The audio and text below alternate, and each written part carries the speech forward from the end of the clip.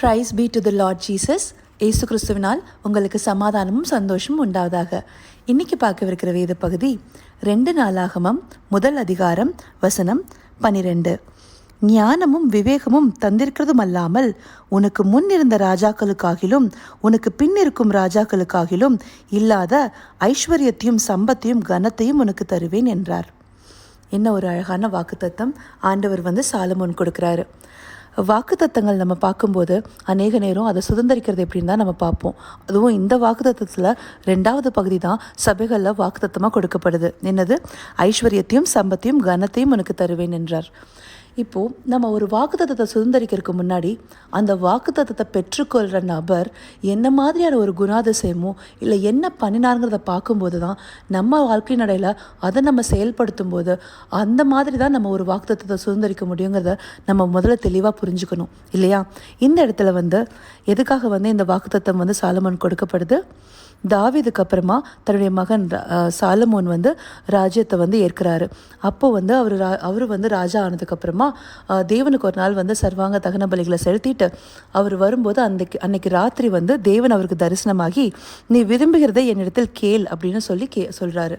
அப்போது ஆண்டவர் நோக்கி தாவீது அவருக்கு கொடுத்த அவர் அப்பாவுக்கு அப்புறமா அவருக்கு கொடுத்த இந்த ராஜாஸ்தானமே அதுவே தேவனுடைய பெரிதான கிருபைன்னு சொல்லி நன்றி சொல்லிட்டு அவர் தேவனை நோக்கி என்னோட அப்பாவுக்கு நீங்கள் கொடுத்த எல்லா வாக்குத்தத்தையும் நிறைவேற்றுங்கன்னு கேட்டுட்டு அதே போல் இந்த பூமியில் ஒரு அநேக மக்களை தூளத்தனையாயின்னு சொல்கிறாரு.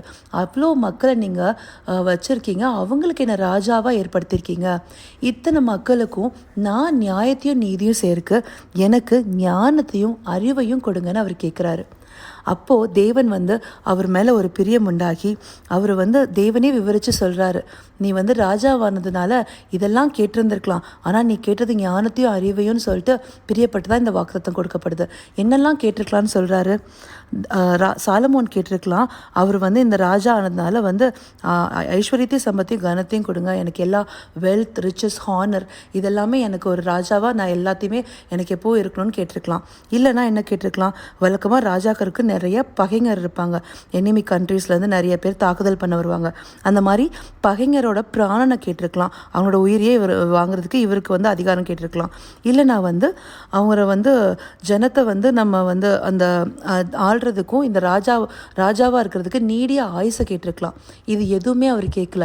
அவர் கேட்டது தேவன் கொடுத்த அந்த சித்தத்தின்படி இவர் ராஜாவாக இருக்கார்.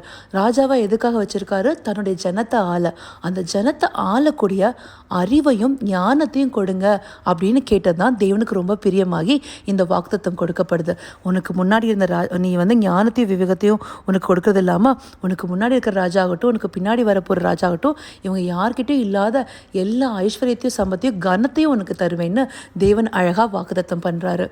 ஸோ இந்த இடத்துல நம்ம சாலமோன் கிட்டேருந்து தெரிஞ்சுக்க வேண்டியது, தேவ சித்தம் ஒன்று நிறைவேறும் போது நம்ம அதுக்கான அதோட பவரையோ இல்லை அதுலேருந்து நம்மளுக்கு கிடைக்கக்கூடிய ஆதாயத்தையோ தேவன்கிட்டேருந்து எதிர்பார்த்து கேட்குறத விட அந்த விஷயத்தை நம்ம எப்படி கையாளுவோங்கிற பக்குவத்தையும் அதுக்கான அறிவையும் நம்ம ஞானத்தையும் கேட்கும்போது தேவன் நம்ம மேலே பிரியமாக இருப்பார்.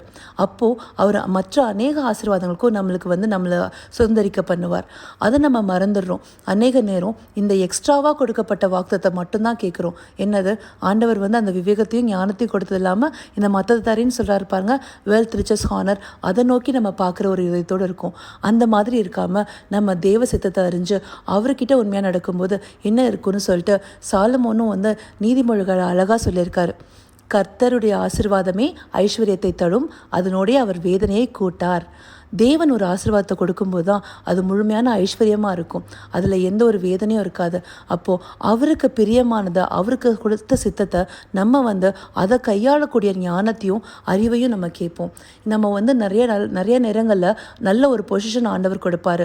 ஒரு வேலையிலே ஆகட்டும் இல்லை ஒரு குடும்ப வாழ்க்கையிலே ஆகட்டும் இல்லை ஒரு புதுமணமாகி ஒரு தம்பதிகளாக ஒரு வாழ்க்கைக்குள்ளே வரும்போதோ இல்லை பெற்றோர்களாக ஆகும்போதோ இல்லை எந்த ஒரு ஸ்தானத்தில் நம்ம வைக்கப்படும் போதோ அந்த இடத்துல நேரத்தில் நம்ம தேவன்கிட்ட கேட்க வேண்டியது அதை சரியாக கையாளக்கூடிய ஞானத்தையும் அறிவையும். அப்போ தானே நம்மளால் அவர் கொடுத்த சித்தத்தை சரியாக நிறைவேற்ற முடியும்.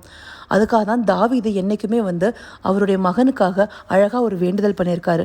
1 நாளாகமம் 29வது அதிகாரத்தில் 19வது வசனம் பார்த்தீங்கன்னா, என் குமாரனாகிய சாலமோன் உம்முடைய கற்பனைகளையும் உம்முடைய சாட்சிகளையும் உம்முடைய கட்டளைகளையும் எல்லாவற்றையும் செய்து நான் ஆயத்தம் பண்ணின இந்த அரண்மனையை கட்டும்படிக்கும் அவனுக்கு உத்தம இருதயத்தை தந்தருளும் என்றான். அவ்வளோ அழகான பிரேயர்ஸ் பாருங்கள். தேவனுடைய கற்பனைகள், சாட்சிகள், கட்டளைகள் இதை எல்லாத்தையும் அவர் கடைப்பிடிச்சு அவருக்கு நல்ல உத்தம இருதயத்தை கொடுங்கன்னு கேட்டு ப்ரேயர் பண்ணுறாரு. நம்ம அநேக நேரம் நம்ம குழந்தைகளுக்காகட்டும் நம்மளுக்காகட்டும் இப்படியா நம்ம ப்ரேயர் பண்ணி கேட்குறோம். நம்ம தெய்வ சித்தத்துக்கும் அவருடைய கற்பனைகளை நம்ம கைக்கொள்ளணுங்கிறத தாவீது எவ்வளோ அழகாக கேட்டிருக்காரு. தன்னோட மகன்கிட்டையும் தாவீது என்ன சொல்லுவார்னா, உன் தேவனாகிய கர்த்தரை முழு உத்தம இருதயத்தோடும் உற்சாக மனதோடும் தொழுது கொள்வாயாகன்னு சொல்லுவார். அப்போது தேவனுக்கு பிரியமான அந்த உத்தம இருதயம் அது நம்மளுக்குள்ளார இருக்கும்போது அந்த ஞானத்தோடு செயல்பட்டு அவருடைய கற்பனைகள், கட்டளைகள், சாட்சிகள் எல்லாத்தையும் கைக்கொள்ளும் போது நம்ம சாலமோன் மாதிரி நல்ல ஒரு ஞானத்தையும் அறிவையும் கேட்டல்லவா நம்ம தேவனை நோக்கி பார்ப்போம். இந்த சிந்தனை தந்த தேவனுக்கு நம்ம நன்றி சொல்வோம். கர்த்தாதி கர்த்தாவே, தேவாதி தேவனே, உமக்கே நன்றி அப்பா. அப்பா, சாலமோனை போல அப்பா நாங்கள் ஒரு விஷயத்தை நாங்கள் உம்முடைய சித்தத்தின்படி செய்யும் போது அதை கையாளக்கூடிய ஞானத்தையும் அறிவையும் முதன்மையாக நாங்கள் உங்ககிட்ட கேட்கக்கூடிய ஒரு மனதை கொடுங்க ராஜா. நாங்கள் உம்முடைய சமூகத்துக்கு வரும்போதே எங்களுடைய இருதயத்தில் அப்பா எப்பொழுதுமே உம்மை நோக்கி பார்க்குற உற்சாகமும் எந்த நேரத்திலுமே ஒரு உத்தமமான இருதயத்தை நாங்கள் எங்களுக்குள்ளார வைத்திருக்கும்படி உங்களை வேண்டிக் கொள்கிறோம் தகப்பனே. நீர் உண்மையிலும் உத்தமத்திலும் பிரியப்படுகிற தேவனாக இருக்கிறீங்க. அந்தபடி உமக்கு பிரியமான பிள்ளைகளாக நாங்கள் இருக்கிறதுக்கு எங்களை இதை சுதந்திரிக்கும்படி நீங்கள் செய்யுங்க ராஜா. எல்லா துதி கன மகிமை யாவும் ஒருவருக்கே செலுத்துகிறோம்.